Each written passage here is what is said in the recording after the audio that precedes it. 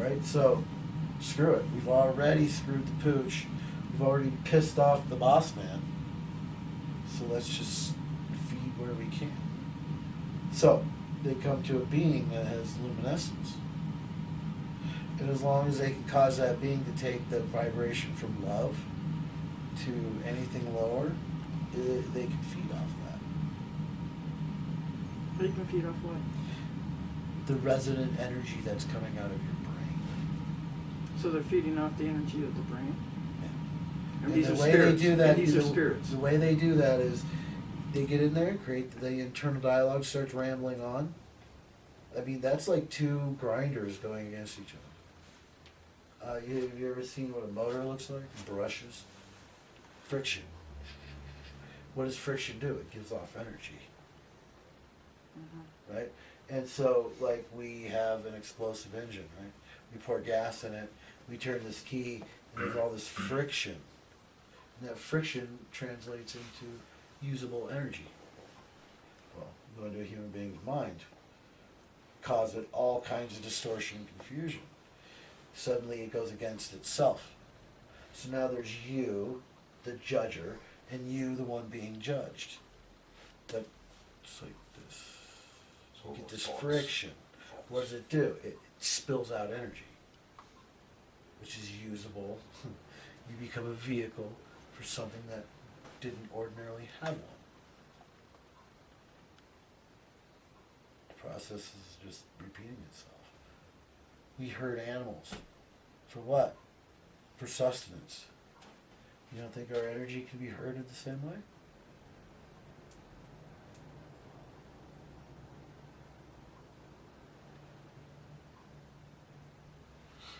You don't think we can be taken advantage of like we do the cows?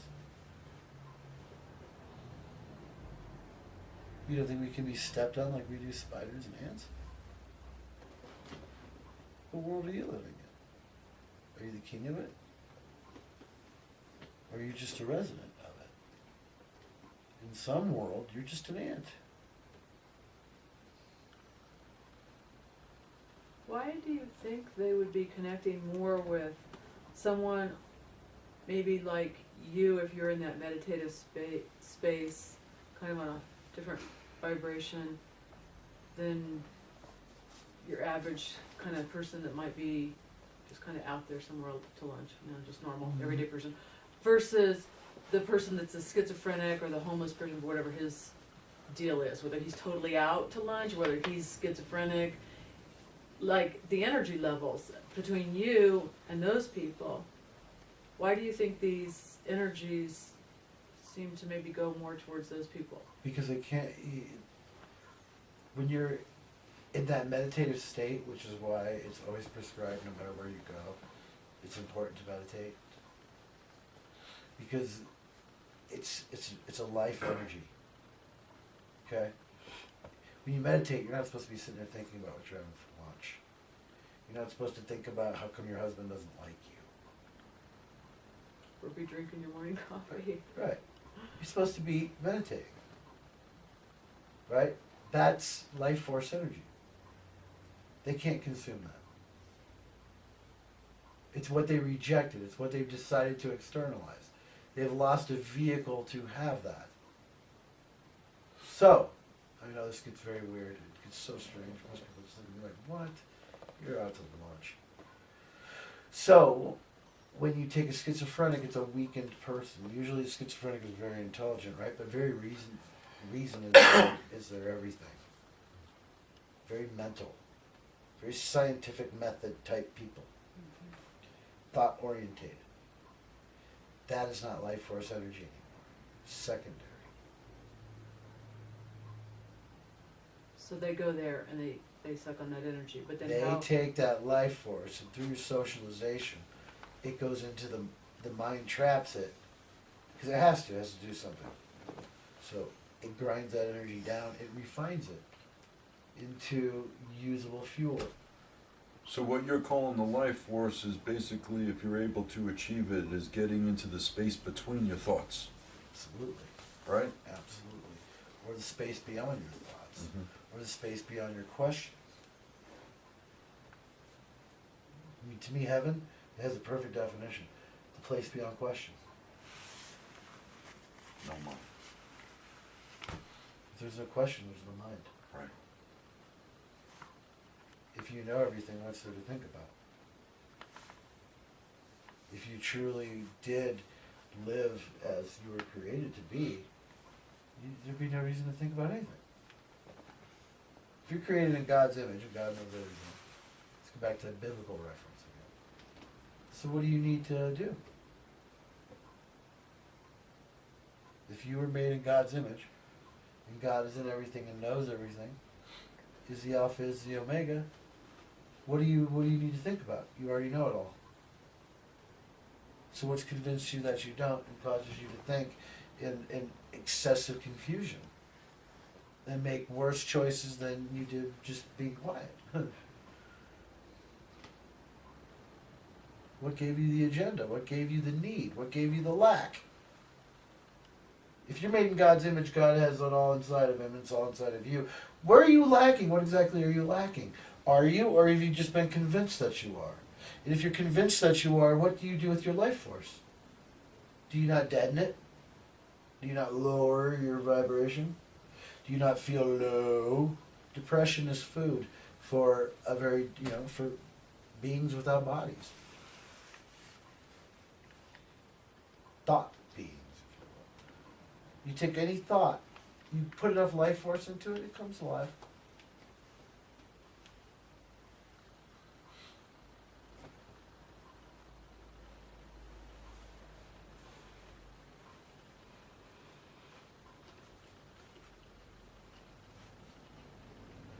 It's all competing for life force. Because it shut itself out. It rejected its own.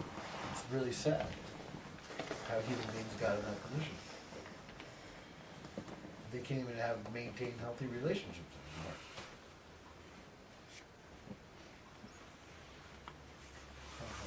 It's not good. And is that a flaw? Well, it has nothing to do with dimensionality. It has to do with superseding that and taking everything in a personal state. I mean, the only way that you could actually have conflict is two people who both think they're creator of the whole world. Two kings and one, fighting over who's the king. And America's really got itself in a precarious position. It's a nation of kings and queens. People who feel entitled. Right? I think you should take every white person and stick them on a bus and make them go all over the world. And then when they're done, how entitled do you think they'd really feel? You're like, whoa. They'd feel spoiled. I knew this girl who went to Haiti. She left a suburban home, 4 bedrooms, air conditioning, the whole thing. Goes to Haiti, actually Dominican Republic, the other side of the island. These people have no roofs. I mean, you're living in a building, there's no roof. The food they have is what's on the table. Right? No refrigeration. There's no doctors, there's no plumbing, there's no electricity. Right? And instead of her feeling, which is cool, because most of the time, people go there, they feel superior. They're there to help these people come out of their impoverished situation. Trap of righteousness.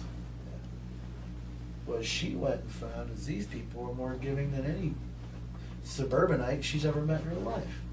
Suburbanites will turn you away and not give you a damn thing. These people would hand over all the food on their table, which is all it represents, all they have, to her. And she's got a belly, she's full, she's fed. They're still giving them food. So when she came back, she felt spoiled. I remember her going to the refrigerator and looking at it with serious loathing. I'm like, what's wrong? She was so disgusting that we get to live this way. And we're 1%. 99% of the people do not live this way. This is disgusting. I said, remember that. She did. Now she talks about how cool her refrigerator is. How she got one that talks to her. And occasionally I remind her of the person she was. And I asked her, so you have this refrigerator now. Before it was her parents, the one that she loathed. How do you feel now? Can I borrow $50? Oh, I don't have $50. I have to pay. I said, wow. I remember a girl a long time ago who loathed who you are now. How funny it's you. That who you used to be loathes who you are now. How's that going on inside of you? How's that working out? That internal battle you have with feeling spoiled and at the same time entitled. Feeling disgusted by your level of comfort, right? And striving for that at the same time. And you wonder why you're on antidepressants. Where have you stopped to look at things from a realistic point of view? She became what she hated. Why? The pull was too great. Right? I mean, she wanted friends, so she had to accept certain behaviors. She had to accept certain standards and considers these real. And does not realize these are traps. These are the traps of this state of being. I got a question. Yeah. What would a refrigerator have to say to me? I'm open. Say what? Your turkey's getting old. Temperature's 32 degrees. You're low on milk. Yeah. They don't really have refrigerators that talk now. Oh, Yeah, honey. And they're gonna Really? have it so that it's programmed so that the grocery store can bring you stuff that you're out of. Oh, yeah. Soon. Because what? Yeah. 'Cause you need to sit. Because then you can stop the shopping. You know, it'll just come and it'll be at your door. Then you can go on your computer and create Yeah. an avatar. No, you just click it somehow to the chip, and it knows if you have, tell it, and it'll tell you when you're out of milk and eggs, and you have no thought. That's where you don't think Computers are about taking over the survival, world. planning, and enjoying. Computers are going to be the downfall of society. Oh yeah. I mean, they're not already? They already are. But I mean, it's getting to the point. I mean, there's such a thing called Farmville. Called what? Farmville. You're in a nation of starving people. I mean, you're in a world where people are starving and you're growing virtual crops. Growing what? Virtual crops. What are those? Yeah, exactly.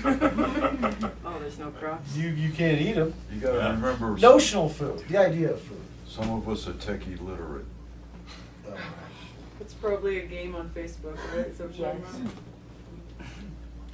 So these people will sit around and spend their time growing virtual crops. I mean, they're not even growing anything. They're hitting enter and a program runs and suddenly there's little sprouts of corn on your screen. Oh, it's kind of like those video games. Yeah. Shocking. What? But and we can do that. And you know what? People take this crap seriously. They're very serious about their online garden. But do you think if for a minute they're considering the person in Africa who would love to see what a real garden looks like? No. No, this is about me. This is about my kingdom. This is about my image. This is about me. This whole thing's about me. What do you think Facebook's for? Look at me, look at me. Here's my marquee. Here I am. Take a step in. Step in. I'm going to show you my world. Above Gandhi's tomb says, before you take your next act, consider the poorest, weakest, and most defenseless of all of us. And Ram Dass tells a teaching about being in Marin County, throwing frisbee, running naked on the beach, having this vision, just as he's about to throw the frisbee of that phrase above Gandhi's tomb. And he's confronted with the dilemma of, what's he doing? Does he throw the frisbee and ignore the weakest, the dying children that are happening every 10 minutes, hundreds died of starvation. But what is he offering the child if he doesn't throw the frisbee? Meaning, you still have to attend to the beauty of life. You can't just dive completely into the suffering. You gotta find a way to keep your heart open, and how? Or else what are you offering those you're trying to save? It's tough. I mean, you have to evaluate that every choice. Or just don't say it. Or just don't say anything. To just be. Feed people. Real food. Right. Well, I think that speaks to balance too. Absolutely. Absolutely. I found the most fun I've ever had with giving. I'm not uncomfortable with taking or receiving, I guess is a better word. Giving is so much fun. Especially when you really push the limit of it. You To gotta where be mindful of to those where your traps. own well-being, you don't care about it. That's so free. People are terrified of it, but it's so free. Because you begin to notice that, life provides. And it's quicker to fill an empty basket. Right? Because it floods into there. It's very, very intense. But I never had that with acquiring. Never had that blissful experience of acquiring. Usually when I'm losing stuff or it's going away from me, that's when I feel bliss. I acquired a house and it took a lot of my bliss away. Well, I think the secret to staying in the Goddamn higher thing. state is not getting caught in the giving or receiving. Huh? So the secret to staying in the higher state is to not get caught in the giving or receiving. Meaning like, moving your jacket to the left hand to the right hand. I mean, there's no Obsessive judgment. compulsive behavior. I was just gonna say that OCD. There's not, oh God, does it belong here? Or Yeah. The It's left not hand gonna doesn't get cut caught out. in giving, and the right hand doesn't get caught in receiving. It's just an Yeah. exchange. Yeah, Mhm. that makes sense. Because if you get caught as a giver or a receiver, then you get sucked right back down into the thought. Yep. What a stinky pool that is. What an easy trap it is to fall in. Badly needs some chlorine. Too many turds for me. Is that enough? You guys have enough time? Anybody any questions? I mean, have I confused anybody? No? Good. That's Can I good. ask a really unimportant question? Just because I think it's an interesting group. How many of you use the self-checkout at the grocery store? Oh, God. I had issues with that today. All the time. Oh, me? Because we're talking about, No, turning into a it's- computer society. Yep, and I sat there and had a long conversation with the lady in front of me, because I'm like, really, look at these other two lines, they went quicker than us, and there was only one person in front of you. And she had one item, and it took her like 10 minutes. When the I lady's know. standing right there to, I can't stand it. It's I too just bad like- the woman who works at Safeway is not here. Yeah. How many times you walk in the grocery store and that's the only thing open? I look for a person. I I somehow make it know. happen because I can't Usually, deal yeah. with that thing. And then like at Home Depot, you pretty much have to. And the person has to help me because I'm just like, I'm not gonna deal with the computer. I deal with that all day almost, and I just Well, is don't. that really resonate. like operating a computer? I find it where I'm just taking my thing and just going beep, yeah, but you gotta Beep. push buttons and then it You tells me gotta how be in much the money to bag, stick in get it. skip right bag or not time skip and- bag. I just leave everything on the cart, scan a few things, and just walk away.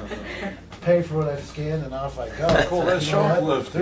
No, it's not. There's no one there to tell me it's shoplifting. My computer doesn't told you it was go, wrong, excuse me, right?" you're shoplifting. You just So- haven't attracted that cop to you again, that's all.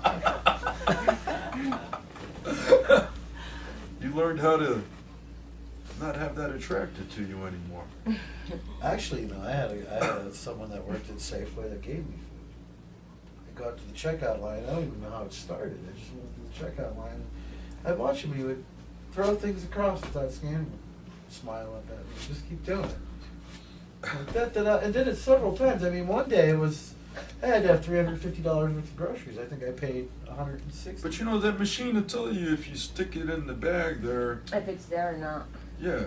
If it's double weight. Somehow- Well, that's yeah. why you never take it out of your card. Is he just sort of connecting with you, this person, to do this favor for This you? Or? happens to me a lot. It's like, I don't know how, but I'll walk in and suddenly they'll go, let's stick it to the man. And I'm like, okay, stick it to the man. You should take these people to Starbucks with you. Yeah, I know. Let's put it Yeah, this I way. know. I won't tell you where. I won't Starbucks. disclose my location, but there's a Starbucks I could take every single person here to, and you wouldn't have to pay a dime. Yeah. Let's do it after. Huh? It's a long drive. Do we have to be invisible when we What, do the it? one No, on- not at all. You're Woodland more Park? president, and you're just as president as he is. I get my coffee for free there too. I mean, I remember me and Janelle, we were moving her from California. Went in to get this trailer. We got what, a $600 trailer for what, $200? Mhm. The lady's looking at us going, I don't know why I'm letting you have this so cheap. Yeah. Those were the words you said. Right? Me and my friend Jay, he needed a guitar. He had a gig going on. He needed that guitar bad. It was an important gig for him. He's a musician. I can't explain it. He's a musician. You know how it goes. So we go in to get this guitar. He's got this Ibanez hollow body, real nice. I mean, gold. All the trim is gold, right? The bridge, the neck, the whole thing. It's all solid, awesome. The guy wants $2,000 for it, right? So I said, Jay, play him something. So Jay, between me and Jay, we walked out of that guitar shop within an hour. Paid $800 for that guitar. Had him set it up, put new strings on it with a case. And we're walking up to pay for it. The guy looks at us. I must be insane. I'm letting this go in the door for $800. I'm going to be in some trouble. And out it went for $800. It happens all the time. You know? And is it some kind of trick? No. It's the heart. The heart doesn't give a shit about your society. Doesn't give a shit about your system. Doesn't give a shit about what you put value in. It sees what's necessary and it does it. It has no respect for your laws. It's like the universe does not respect your speeding laws. That's why they dart across the sky at Mach speeds that we don't even know of. When an alien ship comes in and goes across the sky, it's not following your speed limit. Right? When your Air Force chases it, it ain't gonna pull over. You know what I'm saying? It's gonna be, yeah, screw you, buddy. You keep chasing me, I'm gonna vaporize you. Right? It exercises its freedom, its will, its intent. You go, It "Woof, exercises its life force. poof, you're going into the Bermuda Triangle. You see, here on this planet, we get these old curmudgeon-y bastards. We put them in office and then let them tell us what we can and cannot do. Right? Based on their prejudices. Not based on how we feel about things. On their prejudices. Right? It's kind of like the politician that gets slamming drunk, goes to work the next day, and then votes to criminalize marijuana. Kind of makes you go, huh? How do you do that? But we all follow. Lock, stock, and barrel. It's like Dick Cheney, who's your vice president. He was an alcoholic. You hired an alcoholic for your vice president. No wonder your world went to crap. He's a scary devil. Yeah. But you know what? He's sitting there telling you, this is an alcoholic.